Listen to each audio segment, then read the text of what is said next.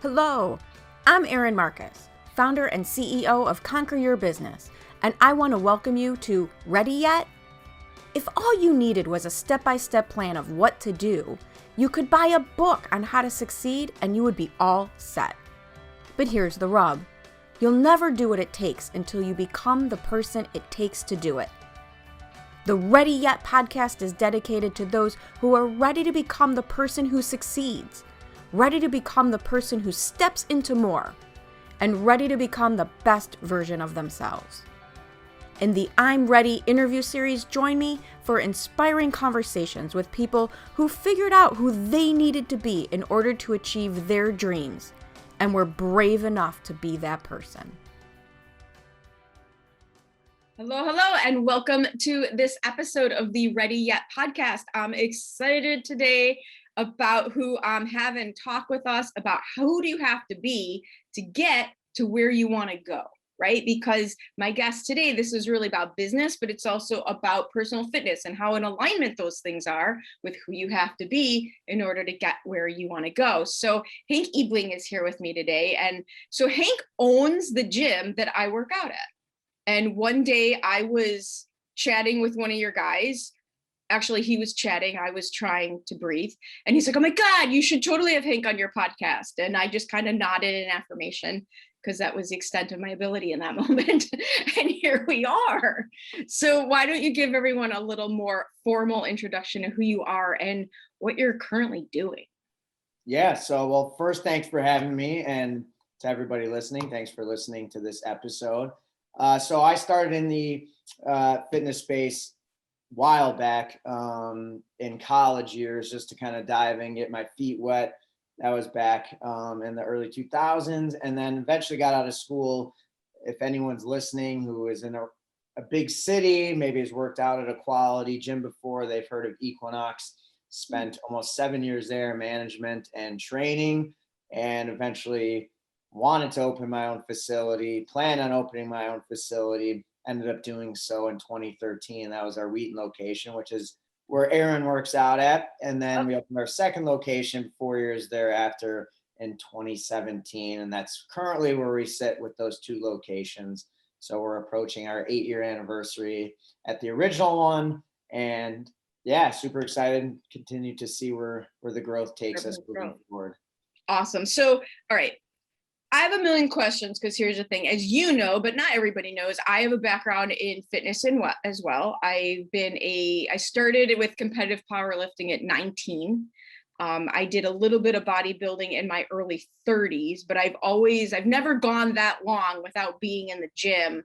And my dad has actually been involved in the powerlifting internationally since the 60s or 70s, a long time ago. So I've always thought about doing fitness as a business. I've done a little training on the side with folks. But I was curious, like, did you always know that was your thing? Like, I was in a fitness because that was what I was doing, but it never occurred to me in the beginning, at least, that I could make a living with it. Yeah, for me, it was in high school, actually, when I started to feel like, you know what, I have a passion for this. I understand it could be a business. So I started thinking, I think I could do something with this down the road. Now, originally I thought because I was in sports, it'd be more of a sports performance type facility. That has since changed. But yeah, I'd say around sophomore, junior year, I started to have that kind of mindset and vision of this is what I want to do. I'm always intrigued by that because I've never known what I wanted to do.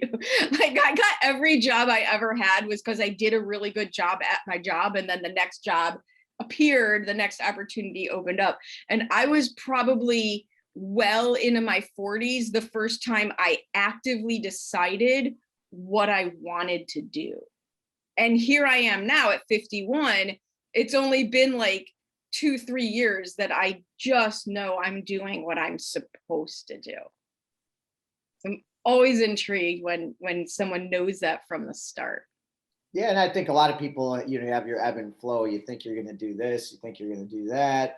It might take you a while, but really, I guess it just matters that you get to where you want to be at some point.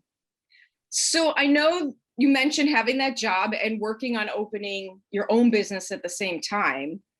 And I think if I remember correctly, the job ended a little unceremoniously. You weren't quite ready to be Yeah, kicked off the so cliff. it wasn't at the end of it, but it was somewhere, I guess it was kind of in the middle. I got into a management position, which the goal was to get into management, to understand it. So when you owned your own business, you understood that side of things. So it was a strategic move on my part to see what that's like.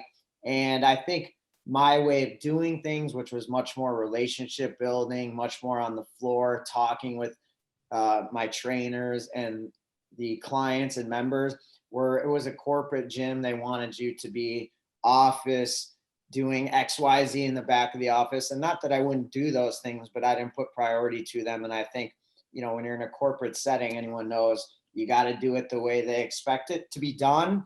And so at one point, I think they just made the decision like, hey, essentially, we don't like the way you're doing it, even though it's working. Right. I mean, you need to be doing it this way because that's what we want you to be doing. So they ended up taking me out of that role, which I was extremely disappointed, super frustrated. But in the long run, it then got me back into being a little more selfish and focusing on me as opposed to everybody else. So that was the huge thing. And that helped me start to build the business earlier because I could focus on it.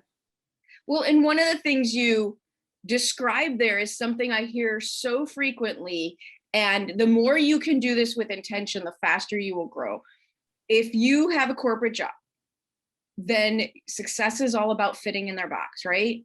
But as an entrepreneur, embracing that authentic self is what leads you to your success. And isn't it crazy how one of the things I noticed right away, and I was at your gym for months. Everyone used to joke about it. I was there for months before you and I ever actually met. Which I feel bad, by the way, because I take pride in making sure I meet everybody, but just so happens the time you came was like the worst time for me bouncing back and forth. Well, we talked on the, it's not like I didn't know you and you didn't know me. We talked on the phone, we texted, it was all, I was never upset about it. But one of the things I always felt, even though I hadn't in person met you, was the relationships. And I just love the idea that one of the things I say a lot is what kills you, what is successful in a job will kill you as an entrepreneur. And you had the exact opposite. What killed you in your job has made you absolutely successful as an entrepreneur, where you did it your way. And the minute someone is involved in one of your locations, you know that it's community-based, you know that it's relationship-based. Yeah, and I mean, it's just, when you're in a corporate setting, you must follow these certain rigid, not guidelines, but ways about doing things. And that doesn't mean it's always the best way, but that's their way. Right. And it serves their purpose. Yes. But it doesn't, and I think that's one of the things we learn when we come out of corporate, any kind of corporate job, is what we see how it's supposed, quote unquote, supposed to be. And that's not necessarily true. And it's also a great learning experience because you kind of can take, I did not like this, but I really enjoyed this. And you kind of take a little bit of what you liked and didn't like, mold it with your own, and there you go. So I have a couple random questions for you. Yes. I'm sure. I'm curious how you chose the niche that your gym has. So it's functional fitness. And one of the things that I thought was so interesting is like, here's this cool guy with all this energy and the physical aspect that aligns. And now I know your sports background. How did you choose where to specialize? Because you could have easily gone a different route on who your ideal clients were. Yeah, I think it came from where I started, which was at Equinox. And then even before that in college, I've always worked in a higher end gym setting. And that type of demographic, generally you're training them a certain way, more functional fitness. You're not necessarily training sports performance or bodybuilding. So it was that. And then a lot of my mentors early on were in the functional space. And so that's what I saw from them. That was kind of the wave of the future for fitness. So it was a blend of where I worked and then just from mentors, seeing what they're doing and being around that from that aspect kind of led me on that path. Well, and what I love about it is going back to this community that, like, one of the guys that I work out with a lot does Ironman. I forget his name, but he does the Right. Ironman Yeah. race. And then you have myself, who's I would put in the box of former athlete, now currently injured and trying to just hang on to it for as long as you can, right? And then there's some people there who are on a huge weight loss journey, which is amazing because I can't even fathom how hard that is. And we're all there together having a great time, and everybody's able to be in this community. And I don't think people know how to do that. Like, if you had to give some tips on building community, what could you offer somebody? Yeah, I think it doesn't matter your business. It's all about making everybody feel like they're included, no matter who they are, where they come from, age. And really that just stems from you as the leader and your team. I mean, you have to not push that, but teach your team that it's a must. If somebody's new, if Erin's new, we got to make her feel welcome, because especially in our industry, fitness, and because you were always been in the fitness field in terms of working out and exercise, it tends to be the opposite, right? It tends to be, oh, well, they're skinny and they're overweight, they're really buff, they're not. So it tends to be you're either here or there. And that's great for the person that's the in shape or the strong one, the buff one, but everybody else, it doesn't make them feel great. And your average person is already hating and is so nervous to go into a fitness environment. So let's make that more comfortable environment for them, which hopefully then they'll want to stick around and they'll get a better result. So I think whatever your business is, you just have to make people feel welcome. And that starts and ends with you and your team making it a priority. I hope you're enjoying this episode of the Ready Yet podcast. I know I really enjoy having conversations about who you need to be in order to reach new heights. As founder and CEO of Conquer Your Business, I work with my clients at the intersection where what they need to do to succeed meets who they need to be to do it. If you would like to have a conversation about your business, please reach out to me at erin@conqueryourbusiness.com. And you're mentioning team, and I had said this to you when I did finally get to meet you in person. One of the things I've noticed is, even when you're not there, your team never cuts corners. They never cut corners.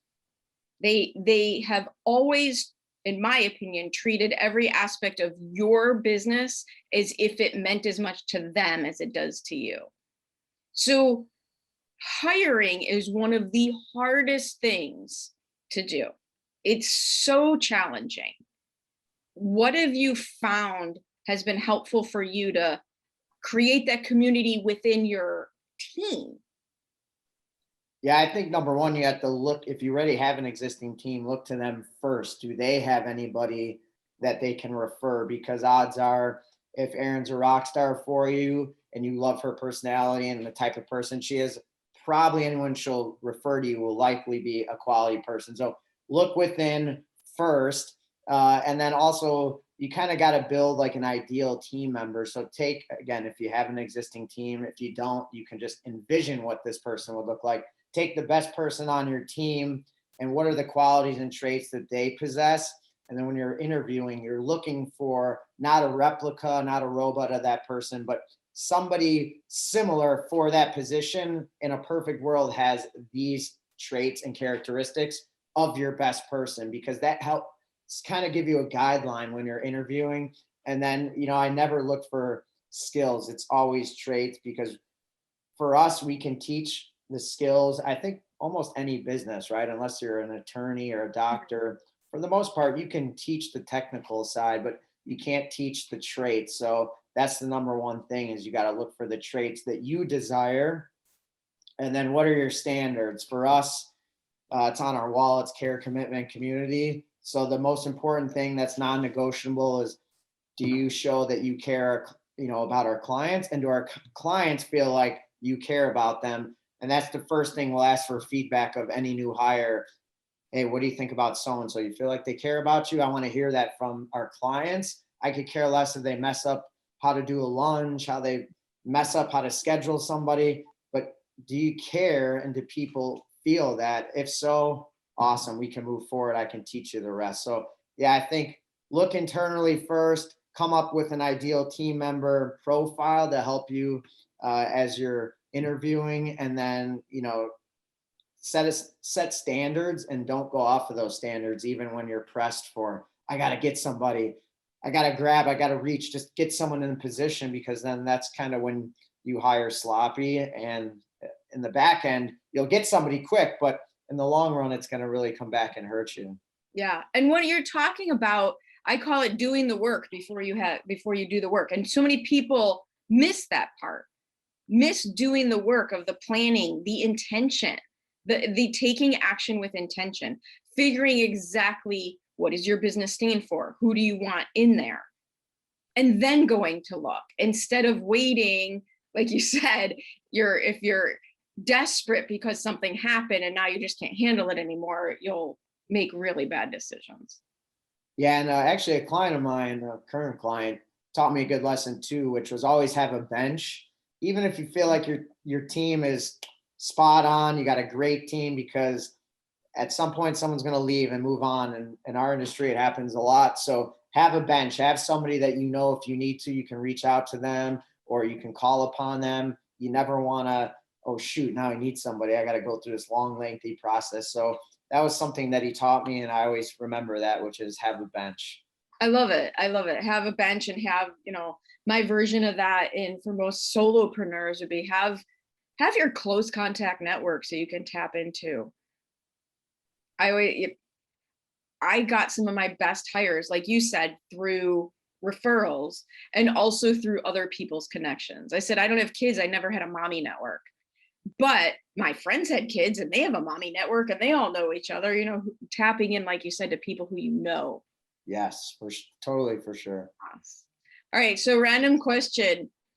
What hasn't worked? What have you tried that just didn't work, doesn't happen? I think it's important to set a path for people to follow, but it's just as important to show, one, learn from my mistakes, please, shorten your learning curve however you can. But what hasn't worked?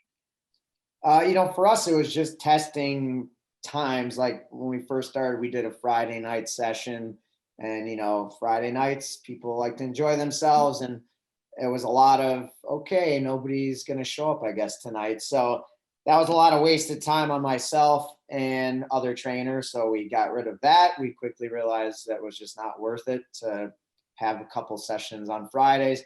At one point we did a kids camp, which super fun. It sounds great. It sounds great, but it was just, it was an extra hour. The kids sometimes would show, they wouldn't show, they'd be there, they'd behave, they'd not behave, they'd make a mess, they wouldn't make, it was fun, but it was just like, okay, that's too unpredictable response. And that's not what we do. So it's just like, that's not our wheelhouse. So that's a great point. So I was telling somebody, I read it before, but I grabbed it again, The Pumpkin Plan. If you haven't read that one, it's a great plan, right? Stick with, if you want to grow the best pumpkins, cut the other vines. And it's so true. We get this idea and you're like, oh, that sounds brilliant. And we go for it. And you're like, what was I thinking? Well, it's hard as a business owner because you see these shiny lights and you want to go towards them. And then you realize, okay, maybe I don't need to be doing that. So yeah, I don't need to do 800 different things. Yeah. So kids camps, and we no longer have Friday. No more kids camps, no more Friday. But the way that you talk about it is, this is what we learned, this is what we tried, this is what we learned. It's not like, oh my God, and then all this got screwed. No, it's just data. You collect data along the way, and you just keep doing the things that work. Exactly. Awesome. So what's next? I know you are branching out. You've got a nice stable. I'll knock on wood for you because, yeah, you've got this. So what's next for you? So ideally, we would love to get to another location at some point. As many of you business owners listening, COVID threw a little bit of a wrench in terms of expansion because, pushed all of us back a little bit. So once we build back up from COVID, that's definitely in the cards to try to get a third location going. Kind of getting a little bit off on my own, some branding, personal branding, getting into the coaching space, trying to help other fellow small business owners. Specifically with customer service, because that's my passion. Yeah. I think kind of the strength of our business. So kind of moving towards that, speaking, and yeah, all while still growing the gyms, of course, because that's the baby. That's what fuels the fire. I love the idea for you of teaching, speaking, coaching around customer service and the branding. I never knew, so the gym's called H4. And seriously, until last week when I met H3, I had no idea. I love it. I had no idea what that stood for. I kind of knew it wasn't a fitness term, but you know what they tell you in business, try not to name your business after you, because if you were to sell the business, you're no longer there. And unless you're going to be Louis Vuitton or something, right. It doesn't have that same, cachet to it. So I thought, all right, it'll be named after me, but not really named after me. And it's easy to remember. So yeah. It is. It's really easy to remember. H4. Absolutely. Absolutely. So in terms of how you want to help people with customer service, what types of businesses? Because I know it's well beyond fitness.